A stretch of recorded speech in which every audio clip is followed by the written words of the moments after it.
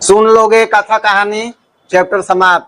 प्रश्न का सब उत्तर लिख दोगे, कोई भी प्रश्न आएगा।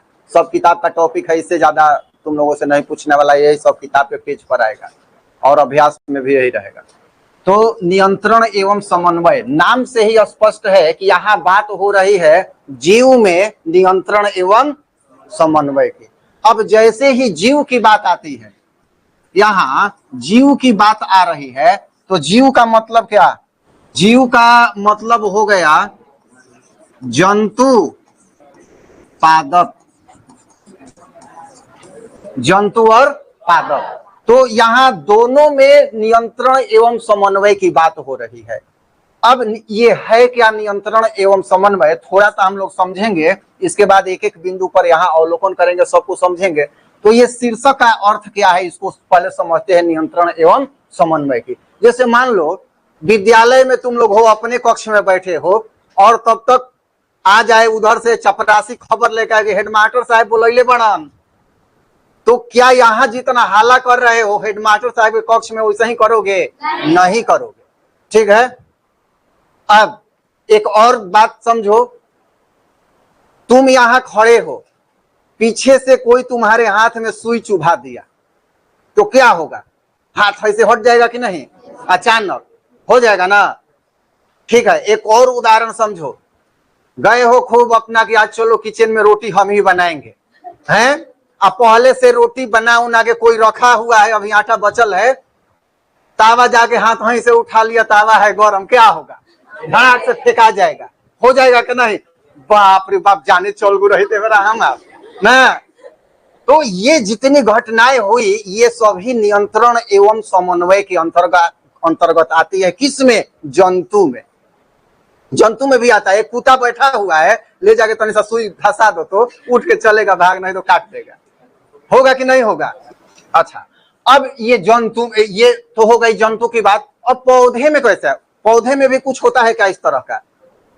रात में पौधे, पेड़ रोड पर है तो चल जाएंगे बगीचा में घूमने, हो जाएगा? या कभी सुने हो कि रोड पर पेड़ जा रहा था, धक्का लग गया? लेकिन इसमें भी होता है। तुम लोग ध्यान से देखना, गमले में एक पौधा लगा के घर में रख दो और उस घर की व्यवस्था ऐसी हो कि खिड़की से धूप आता हो, देखना धीरे धीरे वो पौधा खिड़की में निकल जाएगा। अच्छा चलो, ये समझ में नहीं आ रहा है और सुनो, जो हम लोग के यहाँ परिवेश में जो है उदाहरण देते हैं, सबको समझ में आ जाएगा। आंधी तूफान आया, धान गिर गया, धान गिर गया, या कोई सब्जी का पेड़ है, बैगन वैगन बड़ा हो जाता है, गिर गया। कुछ दिन बाद देखना, अगर उस गाछ को नहीं उठाओगे तो वहीं से मुड़ के ऊपर की ओर हो जाता है। हो जाता है कि नहीं? अपने आप सब ऊपर फिर जाने लगेगा। ये बताओ कोई किया है वैसा? लेकिन अपने हो गया कि नहीं हो गया? तो ये भी एक नियंत्रण एवं समन्वय। अभी कोई नहीं, यहाँ देखो एक छुई मुई का पौधा है, जाके छू देना उसको, सब पत्ते एकदम मुरझा जाएगा। मुरझा जाएगा कि नहीं? तो ये भी नियंत्रण एवं समन्वय की बात यहाँ पर हो रही है। एक टॉपिक, इंपॉर्टेंट टॉपिक यहाँ छूटा है, एक इंपॉर्टेंट छूटा है, उद्दीपन और अनुक्रिया। बहुत महत्वपूर्ण है, उद्दीपन और अनुक्रिया। ये उद्दीपन क्या है? तो जैसे ही हम छुई मुई के पत्ते को छूते हैं तो उसको उद्दीपन मिला, और अनुक्रिया के रूप में क्या हो गया? पत्ती उसकी मुरझा गई। समझ में आ रहा है ना? जैसे गरम तवा को हमने जैसे ही छुआ, हाथ को उद्दीपन प्राप्त हुआ, और अनुक्रिया के रूप में क्या हुआ? तवा फेंका गया, छूट गया। यहाँ समझते हैं जंतु में नियंत्रण एवं समन्वय। तो जंतु में हम लोग समझ गए ना। अभी छोटा छोटा समझे बात को, फिर आगे बहुत सारा है, इसको व्यापक विस्तार करेंगे। अब है तंत्रिका तंत्र। देखो, तंत्रिका तंत्र का मतलब है कि मान लो हाथ में यहाँ कुछ टच हुआ तो हमको पता चल जा रहा है, पता चल रहा है ना। कहाँ पता चल रहा है? यहाँ से जो उद्दीपन मिला हमारे दिमाग को गया, और वहां से फिर आया कि नहीं यहाँ पर कुछ हुआ है। तो यही है, ये यहाँ पर तंत्रिका तंत्र का यही कार्य है। पूरे शरीर से, जैसे यहाँ बल्ब जल रहा है, 4 यहाँ है, 2 यहाँ है, पंखा 4 गो है, ये सब है ना, और सबका सबसे तार 2-2 जुटा हुआ है, और सब तार आके बोर्ड में आ रहा है कि नहीं आ रहा है? तो उसी तरह से हमारे पैर से, हाथ से, दिमाग से, पीठ से, सारे जगह से तंत्रिका तंत्र स्किन में, मस्कुलर में लगे हुए हैं और सब जगह से तार आके ये हमारे पीछे जो मेरुदंड है, मेरुदंड यहाँ पर जो है जिसको क्या कहते हैं, प्रतिवर्ती चाप के रूप में, यहां से बंडल के रूप में हमारे मस्तिष्क में आता है। समझ में आ रहा है ना? यहाँ मेरुदंड उसका रक्षक है, मेरुरज्जु जो है, और ये प्रतिवर्ती चाप के रूप में एक जगह बंडल के रूप में मिलता है, सब तार के रूप में बंडल बन के, और कहाँ आता है, हमारे मस्तिष्क में आता है। और वही सूचना आता भी है और जाता भी है। जैसे मान लो हम अभी बोल रहे हैं, ये कैसे बोल रहे हैं, कभी सोचो तुम लोग कैसे बोल लेते हो? मुंह से। तो मुंह अपने बोल लेगा? हैं? दिमाग कमांड देता है कि अब बोलना है, और जो हम पूछ रहे हैं या जो हम पढ़ा रहे हैं टू द पॉइंट ही कर रहे हैं ना। कि हेजा आए हैं तो कुछ दूसरा चीज नहीं ना बोलने लगेंगे। बोलने का मतलब दिमाग से देखो कितना सूक्ष्म प्रक्रिया है शरीर का, वो क्या हो रहा है अंदर कि हम बोल रहे हैं। जीभ है कभी तालू में, कभी दांत में, कभी कंठ में, कभी मुर्दा में टच हो रहा है और वहां से वैसी ध्वनि निकल रही। तो ये सटाने का काम कौन कर रहा है? दिमाग कर रहा है।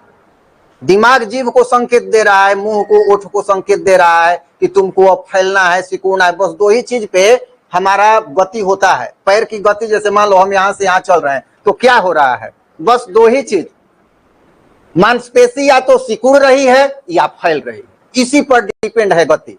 ठीक है ना? हम चल रहे हैं, गति कर रहे हैं, तो मांसपेशी, दिमाग आदेश दे रहा है संबंधित अंग को, अब यहाँ सिकुड़ाव होगा। एक विशेष प्रकार का प्रोटीन होता है जो संकुचन लाता है। कौन सा होता है? विशेष प्रकार का प्रोटीन जो मांसपेशी में या तो फैलाव लाता है या वहां सिकुड़ाव लाता है। तो उसी तरह से गति होती है, बोली होती है, जो भी कार्य होता है उसी के अनुरूप होता है, और ये दिमाग करता है। और संकेत कौन देता है? तंत्रिका तंत्र के माध्यम से संबंधित अंग तक संकेत जाता है। और ये तंत्रिका तंत्र क्या है? न्यूरॉन है। न्यूरॉन का एक जाल है। समझ में आ रहा है ना? न्यूरॉन पढ़े हो 9th क्लास में भी। तो ये न्यूरॉन का एक सतत प्रवाह है, तार के रूप में एक दूसरे से सटे रहते हैं। न्यूरॉन के बारे में भी समझेंगे कैसे सूचना जाती है। तो ये हो गया तंत्रिका तंत्र। देखो न्यूरॉन जो होता है, तो न्यूरॉन क्या होता है? ये है क्या? डेंड्राइट, द्रुमिका। यहां होता है कोशिका, ये है कोशिका काय, ये है एक्सान, और ये है अंतिम सिरा। अब ये जो द्रुमिका है ये टच रहता है, यहां से संकेत उपार्जित होता है। संकेत यहां से चलता है, ये आता है कहां? केंद्रक कोशिका काय में, और कोशिका काय से यहाँ एक्सान से होते हुए आता है यहाँ। जब अंतिम सिरा पर आता है तो यहाँ फिर एक न्यूरॉन रहता है, ऐसे फिर एक रहेगा लगातार, जैसे ईंट लंबा करके हम लोग करते हैं ना, तो उस तरह से ये। लेकिन यहाँ पर एक गैप होता है, ये बहुत इंपॉर्टेंट है, ये क्वेश्चन कई बार आता है, अभ्यास में मिलेगा।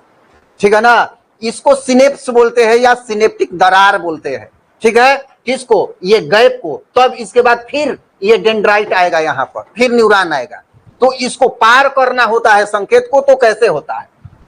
यहां से जब संकेत मिलता है तो यहां तक सब विद्युत आवेग के रूप में आता है, इसलिए ये इतना तेज होता है। तुम लोग देख रहे हो, हम तुरंत जवाब दे देते हैं, हम बोल रहे हैं तुरंत सुन लेते हो, तुरंत जान लेते हो। हम बोल रहे हैं तो तुम कैसे सुन रहे हो बताओ तो? हम लोग सूंघते हैं, भोज बनेगा, कहेंगे बड़ा बुझाता कि विशेष भोजन बन रहा है, बड़ा एकदम सब हरिया जाए के बाद ना। तो वहां से घ्राण तंत्रिका जो है ये पहुंचाया, ये भी दिमाग में। ठीक है? हम लोग देखते हैं ये भी आता है अग्र मस्तिष्क में। सारा कुछ सोचने वाला काम सब अग्र मस्तिष्क में होता है। ठीक है ना? जैसे अभी कोई सोच रहा होगा कि अब लगले भागेंगे घर है, तो ये अग्र मस्तिष्क सोच रहा है। ठीक है? तो यहां से ये कान से जब हम तुम लोग सुन रहे हो, हम बोल रहे हैं, जाने में कुछ समय लगा, कान सुना तो कान, यहां से कान से तार जुटा हुआ है, और अगर यहां पर विद्युत आवेग न रहे तो जल्दी नहीं पहुंचेगा, देर हो जाएगा। समझ में आ रहा है ना? तो यहां पर यही होता है, विद्युत आवेग में बदलता है। लेकिन जैसे ही यहां जाता है अब दूसरे तंत्रिका तंत्र में, तो यहां होता है गैपिंग। तो होता क्या है? यहां विशेष प्रकार का रसायन मोचन होता है। रसायन केमिकल बन जाता है, केमिकल तुरंत स्रावित कर देगा ये न्यूरॉन अपने अंतिम सिरा पर, ठीक है। और ये जो केमिकल है ये इसके ध्रुमिका पर एक और आएगा, उसके ध्रुमिका पर जैसे ही आएगा फिर उसमें विद्युत आवेग आ जाएगा, फिर वो दूसरे जगह पर केमिकल स्रावित करेगा, फिर विद्युत आवेग आएगा। ये प्रक्रिया बहुत ही जल्दी होती है और ये सूचना का संसाधन के रूप में ये सूचना को पहुंचाने का काम और ले आने का काम, दोनों तरह का काम ये करता है। ये सतत एक जाल बनाता है, समझ में आ रहा है ना। तो यह 5 नंबर का क्वेश्चन ये आता है कि स्वच्छ नामांकित न्यूरॉन का चित्र बनाएं। तो इसमें 2-4 चीज है जो मुख्य रूप से है। ये है ध्रुमिका, बताएंगे, क्वेश्चन है पेज पर। ये ध्रुमिका है, ये कोशिका काय है, ये है केंद्रक, ये है एक्सान, ये है अंतिम सिरा। समझ में आ रहा है। अब हम लोग थोड़ा सा आगे बढ़ते हैं प्रतिवर्ती क्रिया पर। प्रतिवर्ती क्रिया, प्रतिवर्ती क्रिया का मतलब जो अभी हम लोगों ने उदाहरण देखा कि कोई पीछे से सुई खोस दिया हाथ में धीरे से, तो हाथ ऐसे नहीं हो जाएगा। अब ये प्रतिवर्ती क्रिया जो होती है, तो देखो कुछ ऐसा चीज है जो कि सब काम दिमाग ही नहीं कर पाता है। अब जैसे मान लो हम तवा को पकड़ लिए, तवा गर्म है, हाथ जल गया। अब सोचो यहां से सूचना गई दिमाग में, दिमाग से सूचना आई यहाँ, फिर छोड़ो, तब हमने छोड़ा तब तक तो हाथ कुछ जल जाएगा ना, हाथ जल जाएगा। अब 2 चीज यहाँ काम करता है, एक तो प्रतिवर्ती चाप और एक मस्तिष्क, दिमाग और प्रतिवर्ती चाप, जो कि यहाँ हमारे पीठ के पीछे जो मेरुदंड है उसमें बंडल के रूप में यहाँ है। तो हाथ जैसे ही जला, ये दिमाग से नहीं हुआ, हम सोच के नहीं फेंके, हम उस तवा को या गर्म वस्तु को सोच के नहीं फेंके हैं, वो अपने फेंका जाएगा। सोच के देखना कभी, भले तुम कहो कि गरम रही तो हम कहो कि फेंक देनी है ना, तो हाथे जोर गो रहे, अरे तुम फेंके हो, फेंका गया है। ये प्रतिवर्ती चाप से, ये कई बार क्वेश्चन आया है कि प्रतिवर्ती क्रिया कहां से होती है, दिमाग से नहीं होती है, ये प्रतिवर्ती चाप से होती है, वहीं से हो जाता है। दिमाग तक सूचना बाद में जाती है, लेकिन ये क्रिया पहले हो जाती है। क्वेश्चन आएगा कि क्या प्रतिवर्ती क्रिया जो होती है इसकी सूचना दिमाग तक जाती है, तो हाँ जाती है, बाद में जाती है, पहले ये हो जाता है काम, ठीक है ना।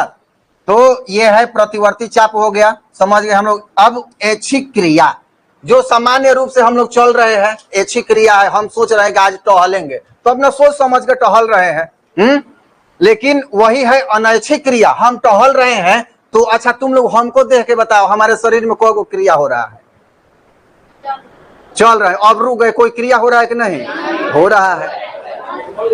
हम आंख का पलक गिरा रहे हैं, हो रहा है कि नहीं, सांस चल रहा है, चलो ये हृदय का, हृदय धड़क रहा है, रुधिर चल रहा है ना। तो ये सारा कुछ सोच ये अपने आप होता रहेगा, इस पर हम ज्यादातर इसको कमांड नहीं कर सकते हैं। हम चाहें कि अब हम धड़कन रोकता नहीं, तो रोकेगा जी, हैं? सांस तो मान लो कुछ देर के लिए रोक सकते हो, लेकिन आंख का जो पुतली है ना, डॉक्टर देखना टॉर्च बार के देखता है, तो ही नहीं देखता कि प्राण बचल है कि नहीं बचल है। एक बहुत बड़ा सिम्टम होता है, तुम भी चेक कर सकते हो। किसी की आंख में जैसे ही टॉर्च जलाओगे, वो होश में रहे चाहे ना रहे, उसकी आंख की पुतली सिकुड़ जाएगी। आंख में पुतली होती है और अंधेरा में वो फैल जाता है। खूब लाइट से अचानक घर में जाना, तुमको दिखाई नहीं देगा, लेकिन वही 5 मिनट रुक जाओगे तो फिर दिखाई देने लगेगा। क्यों? आए हो पूरा लाइट से, तो पुतली जो है ना वो एकदम पतली हो गई है, एकदम सुई जैसा छेद है, नहीं तो आंख खत्म हो जाएगा ना। और वही जब अचानक आओगे तो एक पे एक नहीं फैल जाएगा, वो धीरे धीरे उसको थोड़ा बड़ा होने में, ठीक है ना। तो ये हो गया कौन सा, अनैच्छिक क्रिया, ये सब जो क्रिया है। मस्तिष्क, यहां मस्तिष्क की जो बारी आती है, तो मुख्य रूप से हमें 3 मस्तिष्क पढ़ना है। अग्र मस्तिष्क है, अग्र मस्तिष्क, मध्य मस्तिष्क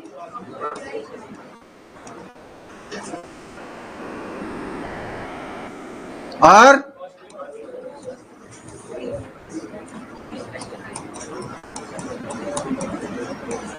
अब अग्र मस्तिष्क जो है ना, ये सब सोचने समझने का काम यहां से किया जाता है, ठीक है। और जो अनैच्छिक क्रिया है कुछ मध्य मस्तिष्क से और पश्चिम मस्तिष्क से संचालित होती है, समझ में आ रहा है ना। पश्चिम मस्तिष्क जो है ये हमारे संतुलन, सबसे बड़ा चीज आता है। पश्चिम मस्तिष्क में एक मेडुला होता है, एक अनुमस्तिष्क होता है, मुख्य चीज। तो ये पश्च मस्तिष्क में जो अनुमस्तिष्क है ना, हम खड़े हैं, क्यों खड़े हैं? संतुलन बना है ना। अगर हम में प्राण पखेरु न रहे तो क्या हम खड़े रह जाएंगे?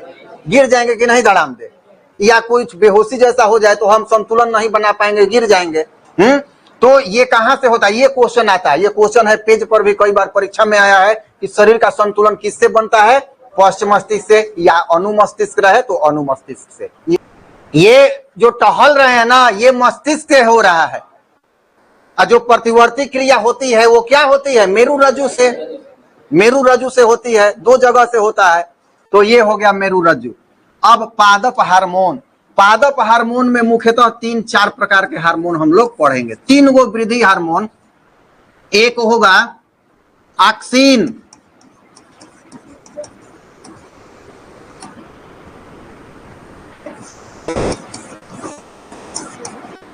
जिब्रेलिन, साइटोकाइनिन, साइटोकाइनिन, और एक पढ़ेंगे हम लोग एब्सिसिक अम्ल, एब्सिसिक अम्ल। पूरा एनसीईआरटी चल रहा है, ठीक है ना, एक को इधर उधर नहीं हो रहा है। तो देखो, पादप हार्मोन में पूछेगा कि वृद्धि हार्मोन, तो ऑक्सिन, जिब्रेलिन, साइटोकाइनिन, ये तीनों क्या है? वृद्धि हार्मोन। ऑक्सिन, जिब्रेलिन और साइटोकाइनिन कैसे हार्मोन है? वृद्धि हार्मोन, वृद्धि करने वाले हार्मोन। ये ऑक्सिन जो होता है, पेड़ पौधा दीवार के पास में लगा देना, अगर धूप नहीं मिल रहा है तो तिरछा होकर धूप देने चल जाएगा, इसी के कारण होता है। कैसे होता है हम लोग विस्तार से जब क्वेश्चन करेंगे तो पढ़ेंगे। मटर का, अच्छा, नेनुआ सतपुतिया, लौका का पौधा लगा दो और झाखा झुकी गाड़ दो, तुमको बांधना नहीं है, वो अपने आप निकलेगा, हते हते प्रतान आप कुल बांधता हुआ आगे बढ़ जाएगा। किसके कारण होता है? इसी कारण, ऑक्सिन के कारण होता है, ठीक है ना। वो अपने सहारे को प्रतान बोलते हैं, उसमें से जो निकला होता है ना रेशा, तो वो जहां देखना स्प्रिंग जैसा हो जाता है, गोल, लकड़ी में टच होगा तो ऑटोमेटिक कोई बांधता है उसको, उसको इतना ज्ञान है, चलो बैठो, इतना ज्ञान है, वो बांध लेगा फिर आगे बढ़ेगा। तो ये ऑक्सिन के कारण होता है का नाम। अब एब्सिसिक अम्ल, इसके बारे में थोड़ा सा समझते हैं। एब्सिसिक अम्ल मतलब, जैसे पत्ती, क्या पेड़ पौधा में जो पत्ती होता है वो हमेशा एक ही पत्ती रहती है? पत्ती गिरती भी है, नई पत्ती भी आती है, ठीक है ना। तो पत्ती गिरना ये एब्सिसिक अम्ल के कारण होता है, फल पकना, फल गिरना, ठीक है ना। तो ये एब्सिसिक अम्ल, इसको भी पौधे में हार्मोन का रूप ही दिया जाता है। अब आते हैं जंतु हार्मोन। जंतु हार्मोन की अब बात हो रही है तो सुना होगा तुम लोगों ने कि घेंघा का बीमारी हो गया, किसी को शुगर, शुगर जनरली होता है, लेकिन इसको और क्या कहते हैं? मधुमेह। बहुत बढ़िया, क्या कहा है जी? हाँ, मधुमेह, डायबिटीज, इसी को इंग्लिश में डायबिटीज कहते हैं, हिंदी में मधुमेह कहते हैं। थायराइड जो ग्रंथि है वहीं पे थायरोक्सिन बनता है, और थायरोक्सिन किसके चलते बनता है? आयोडीन जो होता है वो थायरोक्सिन के निर्माण में सहायक होता है। तो आयोडीन की जब कमी हो जाती है तो थायरोक्सिन बनना कम हो जाता है, और थायराइड ग्रंथि उसको बनाने के चक्कर में ज्यादा मेहनत करने लगता है।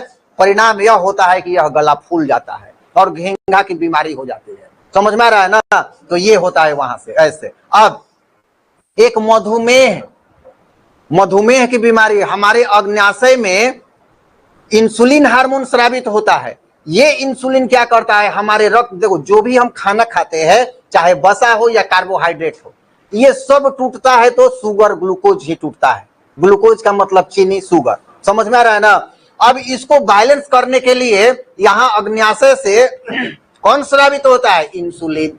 क्वेश्चन कई बार आता है इंसुलिन कहाँ से स्रावित होता है, तो अग्न्याशय से, पेनक्रियाज जो होता है तो वहां से होता है। अब इंसुलिन ये देखता है अग्न्याशय कि कितना चाहिए। जहिया ज्यादा मीठा खा लोगे, बुनिया रसगुल्ला ज्यादा चाप दोगे भोज में, वो दिन अग्न्याशय ज्यादा बनाएगा इंसुलिन, क्योंकि उसको बैलेंस करना है। जिस दिन शुगर कम रहेगा, उपवास रखोगे, उस दिन कम बनाएगा। अब ये क्या होता है कि कुछ समय बाद ये कम बनाने या ज्यादा बनाने के चक्कर में खान पान का जो बैलेंस बिगड़ जाता है, तो ये इंसुलिन बनना कम या ज्यादा हो जाता है या बंद भी हो जाता है। तब वहीं से उत्पन्न होती है बीमारी, किसकी? मधुमेह की। ठीक है ना। अब क्या होगा कि शुगर बढ़ गया, ग्लूकोज बढ़ गया, उसको कम करेगा नहीं, क्योंकि बन नहीं रहा है, यहां से इंसुलिन बन नहीं रहा है, तो विशेष प्रकार की अब व्याधियां आएगी, शरीर अनबैलेंस होने लगेगा, कई प्रकार की बीमारी होगी। अब डॉक्टर के पास जाओगे तो वो क्या कहेगा कि इंसुलिन बन तो नहीं रहा है, अलग से अब इंसुलिन देगा इंजेक्शन में लगा के, एक हफ्ता में एक दिन अगर कम है तो। बहुत सारे मरीज है रोज भी इंसुलिन लेते हैं या टैबलेट लेते हैं, तो एक बार इंसुलिन लगा दिया तो कुछ दिन तक वो क्या होगा, शुगर बैलेंस रहेगा, फिर उसका हो जाएगा। खाओगे ना, खाओगे तो बढ़ेगा, तो ये हो जाता है यहां से। एक होता है अधिवृक्क ग्रंथि, एड्रिनल ग्रंथि बोलते हैं, वहां से एड्रिनलिन हार्मोन स्रावित होता है। ये सब किसकी बात हो रही है? जंतु हार्मोन की। एड्रिनलिन बहुत इंपॉर्टेंट है, कई बार क्वेश्चन आता है। इसको आपातकालीन हार्मोन के नाम से भी जानते हैं।